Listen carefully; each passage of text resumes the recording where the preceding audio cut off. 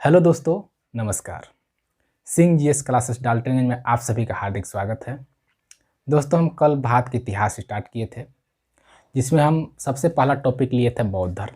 ठीक है दोस्तों, बौद्ध धर्म स्टार्ट किए थे, जो कि पहला पार्ट हम लोग कंप्लीट कर चुके हैं। जो भी इस चैनल पर नए हैं दोस्तों, पहले तो सब्सक्राइब करेंगे, लाइक करेंगे, और जो भी इस चैनल में नए हैं वो पहला पार्ट पढ़ा चुके हैं दोस्तों, जो डिस्क्रिप्शन में उसका लिंक दिया हुआ है, जाकर चेक कर लेंगे। फिर अपना दूसरा पार्ट कंप्लीट करेंगे दोस्तों। ठीक है, हम बुद्ध का पहला पार्ट कंप्लीट किए थे, जिसमें क्या क्या पढ़े थे एक क्विक रिवीजन कर लेते हैं दोस्तों। ठीक है, बुद्ध का जो जन्म हुआ था दोस्तों, बुद्ध का जन्म 563 ईसा पूर्व में। ठीक है दोस्तों, बुद्ध का जो जन्म हुआ था 563 ईसा पूर्व में लुम्बिनी वन में। ठीक है, 563 ईसा पूर्व में लुम्बिनी वन में जो बुद्ध का जन्म हुआ था दोस्तों। ठीक है, लुम्बिनी वन में, जिसके उनके पिताजी का नाम था, बुद्ध के जो पिताजी थे उनका नाम आपका शुद्धोधन था। बुद्ध का माता का नाम महामाया था। ठीक है दोस्तों, बुद्ध के माताजी का नाम महामाया था। बुद्ध का जब जन्म हुआ था दोस्तों, तो बुद्ध के जन्म होने के बाद उनके माताजी का मृत्यु हो जाता है। 7 दिन के बाद बुद्ध की माताजी का मृत्यु हो जाता है। ठीक है दोस्तों, बुद्ध के माताजी के मृत्यु होने के बाद इनकी एक मौसी थी, जिसका नाम था प्रजापति गौतमी। ठीक है, प्रजापति गौतमी ने ही इनको पालन पोषण किए, बुद्ध का पालन पोषण किए। ठीक है, पालन पोषण करके बड़ा किए। फिर इनके पिताजी जो थे, इनके मौसी से शादी कर लिए थे। इनके सौतेली माँ बन गई थी कौन? प्रजापति गौतमी। ठीक है दोस्तों, इनके बाद जब बुद्ध बड़ा हुए तो बुद्ध का शादी हुआ। 16 वर्ष की अवस्था में बुद्ध का शादी हो गया दोस्तों। किन से? यशोधरा से, जिसे हम लोग बिंबा के नाम से जानते हैं। ठीक है दोस्तों, बिंबा से शादी हुआ 16 साल की अवस्था में। ठीक है, शादी होने के बाद, शादी के 12 साल के बाद, ठीक है दोस्तों, शादी के 12 साल के बाद इनका एक पुत्र का जन्म लिया, जिसका नाम था राहुल। ठीक है दोस्तों, इनका पुत्र का नाम राहुल था। ठीक है, बुद्ध का जो सारथी थे उनका नाम चना या फिर छना के नाम से जानते हैं। ठीक है दोस्तों, उसके आगे क्या था, जब बुद्ध का शादी हो गया, शादी होने के बाद उनका बच्चा भी हो गया, जिनका नाम था राहुल। ठीक है दोस्तों, उनके बाद क्या हुआ कि उनके बाद इनके पिताजी जो थे, पिताजी इनके युवराज घोषित कर दिए। ठीक है, युवराज घोषित किए तो इन्होंने अपने शहर पे निकले, अपने राज्य के लिए शहर पे निकले। ठीक है, अपने सारथी के साथ, ठीक है, छंदक के साथ सारथी के साथ अपने शहर पे निकले। शहर पे निकले तो इन्होंने 4 दृश्य देखा। क्या क्या देखा दोस्तों? सबसे पहला जो दृश्य देखा था, सबसे पहला इन्होंने बूढ़ा व्यक्ति को देखा। दूसरा दृश्य क्या देखे? दूसरा दृश्य इन्होंने देखे आपका बीमार व्यक्ति को देखे। तीसरा दृश्य क्या देखे? मृत व्यक्ति को। चौथा दृश्य क्या देखे? चौथा दृश्य अपना साधु को देखे थे, एक सन्यासी को। ठीक है दोस्तों, तो इन्होंने क्या किया कि 29 साल की अवस्था में, ठीक है दोस्तों, 29 साल की अवस्था में इन्होंने अपना गृह त्याग कर दिए।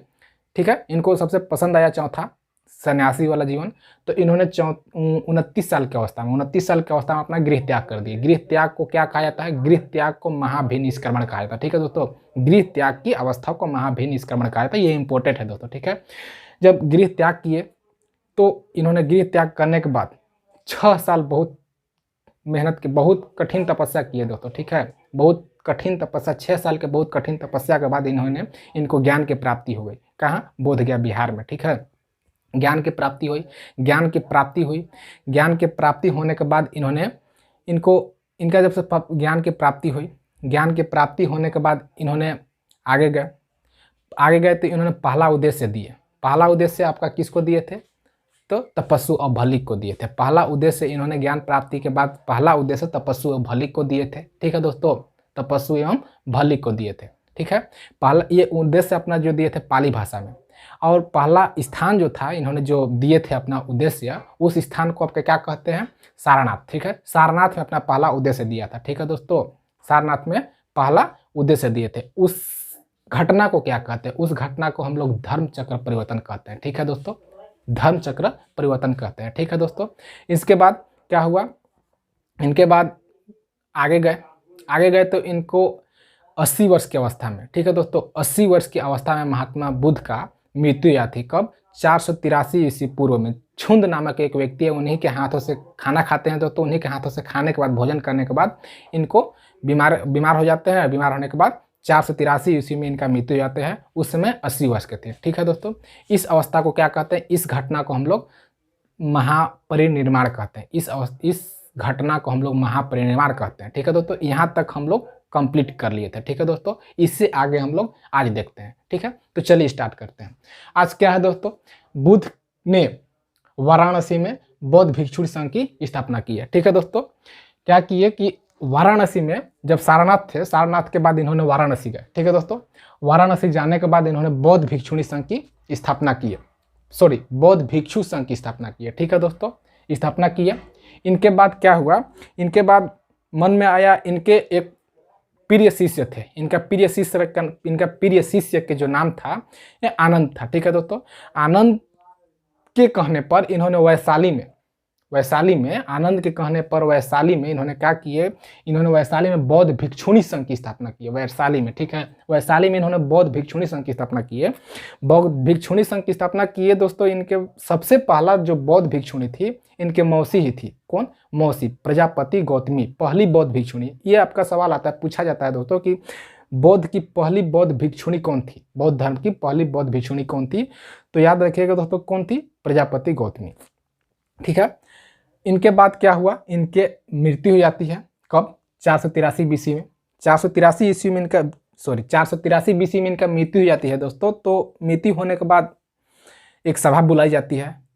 सभा बुलाई जाती है आपका, ये तो जरूरी ही था, जब मेन जो लीडर था वही नहीं रहे तो सभा तो बुलाना ही पड़ेगा। फिर तब ना आगे की नीति तैयार होगा, क्या करना है, कैसे चलना है, कैसे आगे अपना धर्म को अपना प्रचार प्रसार करना है। इस टाइप से आपका नीति बनाने के लिए सभा बुलाई गई। ठीक है, सभा 483, जैसी इनका मृत्यु के तुरंत बाद 483 ईस्वी में इनका सभा बुलाई गई। ठीक है दोस्तों, इनकी जो सभा बुलाई गई उसी को अब हम लोग संगति कहते हैं। ठीक है, संगति कहते हैं। ठीक है, संगति, ये 4 संगति हुआ था दोस्तों। ठीक है, 4 संगति हुआ था। सबसे पहला संगति आपका 483 ईस्वी में, 483 बीसी में हुआ था। ठीक है, 483 ईसा पूर्व में कहाँ हुआ था दोस्तों? 483 ईसा पूर्व में राजगिरी में। ठीक है, राजगिरी में आपका अजात शत्रु के शासनकाल में। किसके शासनकाल में? अजात शत्रु के शासनकाल में। अजात शत्रु के शासनकाल में 483 बीसी में आपका अध्यक्ष कौन था उस समय? महाकश्यप था। ठीक है, तो पहला बौद्ध संगति जो हुआ था 483 ईसा पूर्व में। ठीक है, स्थान कहाँ? राजगिरी। अध्यक्ष कौन कर रहे थे? तो आपका महाकश्यप अध्यक्षता कर रहे थे। और किनके शासनकाल में? तो अजात शत्रु के शासनकाल में। ठीक है दोस्तों, ऐसे याद करना है। इनके बाद आपका दूसरा आता है। दूसरा बौद्ध संगति कब हुआ था? तो दूसरा बौद्ध वैशाली में आपका 383 ईसा पूर्व में हुआ था, जिसका शासक कौन था? तो कालाशोक। कालाशोक आपका शासक थे उस समय। और अध्यक्षता कौन कर रहे थे? अध्यक्षता आपका सबा कमिर कर रहे थे। ठीक है दोस्तों, उस समय अध्यक्षता कौन करते थे? सबा कमिर। ठीक है, इनके बाद तृतीय बौद्ध संगति हुआ। ठीक है दोस्तों, तृतीय बौद्ध संगति जो हुआ था 255 बीसी में हुआ था। 255 बीसी में तृतीय बौद्ध संगति हुआ। कहाँ? स्थान इसका पाटलिपुत्र, जो आज का पटना है। ठीक है दोस्तों, पाटलिपुत्र में हुआ, जिसके शासक कौन थे उस समय? अशोक थे। और उस समय अध्यक्षता कौन कर रहे थे? अध्यक्षता आपका मोगलीपुत्रम कर रहे थे। ठीक है, ये आपका इंपोर्टेंट है दोस्तों। ठीक है, ये आपका पूछा जाता है, बार बार रिपीट होता है ये, इसलिए इसको याद जरूर रखिएगा। ठीक है, इनके बाद आपका चतुर्थ बौद्ध संगति। चतुर्थ बौद्ध संगति जो हुआ था प्रथम शताब्दी, जो कि 102 AD, एनो डोमिनी जिसे कहते हैं। ठीक है दोस्तों, ईसा मसीह के जन्म के बाद। ठीक है, तो आपका चतुर्थ बौद्ध संगति जो था प्रथम शताब्दी आपका 102 AD में हुआ था, जिस समय आपका स्थान कहाँ? कुंडलवन। ठीक है, किस स्थान पर हुआ था? तो कुंडलवन, जो कि कश्मीर में है। और शासक कौन था? तो कनिष्क। उस समय शासक कौन था? कनिष्क। अध्यक्षता कौन था? तो वसुमित्र की अध्यक्षता में ये आपका चौथी बौद्ध संगति हुआ था। ठीक है दोस्तों, चौथी बौद्ध संगति होने के बाद, ठीक है, चौथी बौद्ध संगति के बाद बौद्ध धर्म जो था 2 संप्रदाय में बंट गए। ठीक है दोस्तों, 2 संप्रदाय में बंट गए। 2 संप्रदाय में बंट गए। ठीक है दोस्तों, कौन कौन संप्रदाय? पहला हीनयान और दूसरा महायान। ठीक है दोस्तों, हीनयान जो था, पहला हीनयान संप्रदाय और दूसरा महायान संप्रदाय। ठीक है, हीनयान का संस्थापक कौन था? हीनयान के संस्थापक का महाकश्यप थे। ठीक है, हीनयान का संस्थापक महाकश्यप। और दूसरा आपका महायान के संस्थापक कौन था? वसुमित्र। ठीक है, आपका हीनयान जो शाखा था, हीनयान और महायान में बंट गया। ठीक है दोस्तों, हीनयान के जो वो लोग थे दोस्तों, हीनयान के मानने वाले जो लोग थे, वो पहले जिस टाइप से चलता आ रहा था, पहले से जो बुद्ध की जो शिक्षाओं था उन्हीं के ऊपर चलते आ रहे थे, वही इसमें था। लेकिन ये जो महायान वाला थे दोस्तों, महायान में नए नए नियम में बदलाव किए गए, ठीक है। ये शादी वादी भी करने लगे, ये वाला में था, ठीक है दोस्तों। तो महायान आपका संस्थापक की आपका वसुमित्र, ठीक है दोस्तों। इनके बाद क्या हुआ कि बौद्ध धर्म की शिक्षा हुआ, सॉरी, बौद्ध धर्म शिक्षा आया, ठीक है। इनका बौद्ध धर्म में क्या क्या शिक्षा था दोस्तों, तो इनका त्रिरत्न था, ठीक है, ये याद रखिएगा, ठीक है। त्रिरत्न आपका क्या क्या था, तो आपका बौद्ध था, धम्म, संघ। बौद्ध धर्म का त्रिरत्न बौद्ध, धम्म और संघ, ठीक है। इसके बाद आया त्रिपिटक, ठीक है दोस्तों, ये आपका इंपोर्टेंट है, ठीक है। बौद्ध धर्म का त्रिपिटक आपका सूत पिटक, विनय पिटक, अभिधम पिटक, ये याद रखिए कौन कौन, सूत पिटक, अभिधम पिटक, विनय पिटक, ये आपका त्रिपिटक है, ठीक है दोस्तों। सूत पिटक जो है सूत पिटक को आपका बौद्ध धर्म का विश्वकोश कहा जाता है, ठीक है दोस्तों। सूत पिटक जो है, सूत पिटक को आपका बौद्ध धर्म का विश्वकोश कहा जाता है, ठीक है दोस्तों। सूत पिटक को बौद्ध धर्म का आपका विश्वकोश कहा जाता है। इसका जो संकलन जो किया था आपका बौद्ध, इसका सूत पिटक का जो संकलन किया था, जो इसका रचयिता था, वो कौन था दोस्तों, ये आपका आनंद था, जो कि आपका प्रिय शिष्य था, किनका, गौतम बुद्ध का आपका प्रिय शिष्य था, ठीक है। तो सूत पिटक आपका विश्वकोश कहा जाता है, किसका, बौद्ध धर्म का, ठीक है दोस्तों। सूत पिटक आपका दो उपभाग है दोस्तों, ठीक है, जिसे हम लोग खुंदक निकाय और अंगुत्तर निकाय के नाम से जानते हैं, ठीक है। एक खुंदक निकाय होता है, एक अंगुत्तर निकाय, ठीक है। कौन कौन दोस्तों, सूत पिटक, ठीक है, खुंदक निकाय,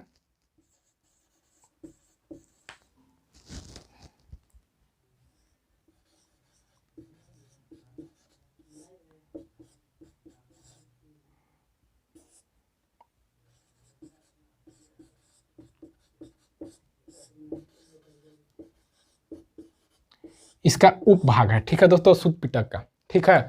सूत पिटक का उपभाग है कौन कौन, एक खुंदक निकाय, सूत पिटक का उपभाग है कौन कौन, एक खुंदक निकाय और एक अंगुत्तर निकाय, ठीक है दोस्तों। खुंदक निकाय जो है, खुंदक निकाय में आपका जातक कथाएं हैं, जिसमें 549 जातक कथाएं, ठीक है। इसमें खुंदक निकाय में जातक कथाएं, जिसमें 549 जातक कथाएं, ठीक है दोस्तों। खुंदक निकाय जो है, खुंदक निकाय में आपका बुद्ध के जन्म से पहले की कहानियां दिया हुआ है, बुद्ध के जन्म से पहले की जो कहानियां दिया हुआ है खुंदक निकाय में, ठीक है। और अंगुत्तर निकाय जो है दोस्तों, अंगुत्तर निकाय में आपका 16 महाजनपद के बारे में वर्णन किया गया है, ठीक है दोस्तों। ध्यान से सुनिएगा कि अंगुत्तर निकाय जो है, अंगुत्तर निकाय में आपका 16 महाजनपद की बारे में आपका बताया गया है, ठीक है दोस्तों। दूसरा है आपका अभिधम पिटक।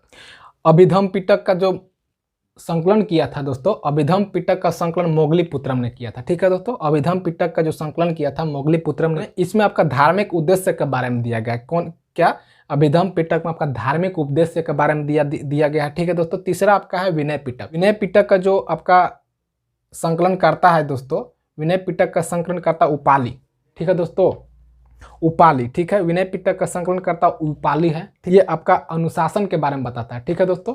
किसके बारे में, अनुशासन के बारे में बताता है, ठीक है, आपका बौद्ध धर्म का अनुशासन के बारे में बताता है, ठीक है दोस्तों। बाद अब प्रमुख कुछ बौद्ध धर्म के प्रमुख ग्रंथ, जिसके इनके बारे में कुछ प्रमुख ग्रंथ है जो हम लोग को याद रखना है, ये आपका पूछा जाता है, ठीक है दोस्तों। पहला जो था विभाषा शास्त्र, पहला बौद्ध धर्म का प्रमुख ग्रंथ जो था, पहला आपका विभाषा शास्त्र था, ठीक है दोस्तों। विभाषा शास्त्र के जो लेखक थे आपका वसुमित्र थे, ठीक है। विभाषा शास्त्र के लेखक जो थे वसुमित्र थे। इन्हें बौद्ध साहित्य का बाइबिल कहा जाता है। क्या कहा जाता है, बौद्ध साहित्य का बाइबिल कहा जाता है। दूसरा आता है बौद्ध चरित्र। दूसरा बौद्ध ग्रंथ जो है दोस्तों, दूसरा आपका बौद्ध ग्रंथ आपका बौद्ध चरित्र, जिसमें आपका लेखक कौन है, अश्वघोष है, ठीक है दोस्तों। जिसका लेखक कौन है, अश्वघोष है आपका। इसमें क्या है दोस्तों, इसमें आपको इसको क्या कहा जाता है, इसको आपका बौद्धों का रामायण। पहला आपका आता है विभाषा शास्त्र, जिसे हम बौद्धों का बाइबिल कहते हैं। दूसरा आता है बौद्ध चरित्र, उसे हम लोग बौद्धों का रामायण कहते हैं, ठीक है दोस्तों। तीसरा आता है सौंदरानंद ब्रज सूची, ठीक है, सौंदरानंद ब्रज सूची, जिसका लेखक कौन है, अश्वघोष, ठीक है दोस्तों। जिसका लेखक कौन है, अश्वघोष, ठीक है। इनका बहुत सारे उपनाम हैं दोस्तों, जैसे कि महापंडित, भारत का वाल्टेयर, ठीक है, इन्हीं का उपनाम है। अशोक घोष का आपका महापंडित हो गए, भारत का वाल्टेयर हो गए, भारत का हेट्टे कहा जाता है इनको, ठीक है दोस्तों। इसी टाइप से आपका बौद्ध दार्शनिक, आपका बौद्ध दार्शनिक अभी बहुत इंपॉर्टेंट है दोस्तों, ठीक है। आपका बौद्ध दार्शनिक में आपका पहला आपका आते हैं ब्रह्मगुप्त, ठीक है। ये आपका इन्हें भारत का न्यूटन कहा जाता है, ठीक है। ब्रह्मगुप्त को भारत का न्यूटन कहा जाता है, ठीक है। दूसरा है नागार्जुन जो है इनको भारत का आइंस्टीन कहा जाता है। क्या कहा जाता है? भारत का। ये आपका इंपॉर्टेंट है, पूछा जाता है, ठीक है दोस्तों। ये आपका हाल ही के एग्जाम में पूछा गया था एक बार कि भारत का आइंस्टीन किन्हें कहा जाता है, ठीक है। भारत का आइंस्टीन किन्हें कहा जाता है, ध्यान से देखिएगा। तो भारत का आइंस्टीन किन्हें कहा जाता था? तो भारत का आइंस्टीन आपका नागार्जुन, ठीक है। नागार्जुन को आपका भारत का आइंस्टीन कहा जाता है। ये जो नागार्जुन जो थे ये आपका चीन में बौद्ध धर्म का प्रचार किए थे। चीन में बौद्ध धर्म का प्रचार प्रसार किसने किए थे? नागार्जुन किए थे, ठीक है दोस्तों। इनके बाद आता है मिलिंद पन्हो। ये क्या है? तो मिलिंद पन्हो जो है ये बौद्ध धर्म से संबंधित है दोस्तों, ठीक है। ये भी आपका इंपॉर्टेंट है। क्या है? मिलिंद पन्हो जो बौद्ध धर्म से संबंधित है। ये जो है आपका बौद्ध भिक्षु जो थे नागसेन व मीनांडर की वार्तालाप के बारे में बताया गया है, ठीक है दोस्तों। मिलिंद पन्हो आपका बौद्ध धर्म से संबंधित है, जो कि बौद्ध भिक्षु नागसेन और मीनांडर के वार्तालाप के बारे में संबंधित है, ठीक है दोस्तों। तो ये रहा आपका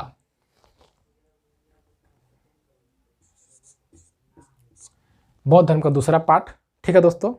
उम्मीद करूंगा आप सभी को पसंद आई होगी। इसके बाद आगे एक पार्ट और अगला एक क्लास में और इसका कंप्लीट हो जाएगा, ठीक है दोस्तों। इससे कुछ उसमें कम ही है, वीडियो लंबा होने के चलते हम इसको अगला पार्ट में मतलब डिवाइड कर दिए हैं। तीसरा पार्ट में बौद्ध धर्म कंप्लीट हो जाएगा, ठीक है दोस्तों।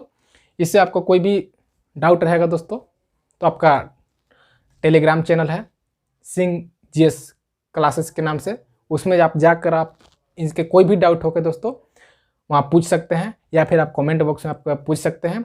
उनका रिप्लाई हम तुरंत देने का प्रयास करते हैं दोस्तों। और इनके आगे जो क्लास चलेगा बौद्ध धर्म का आपका पार्ट 3 आएगा।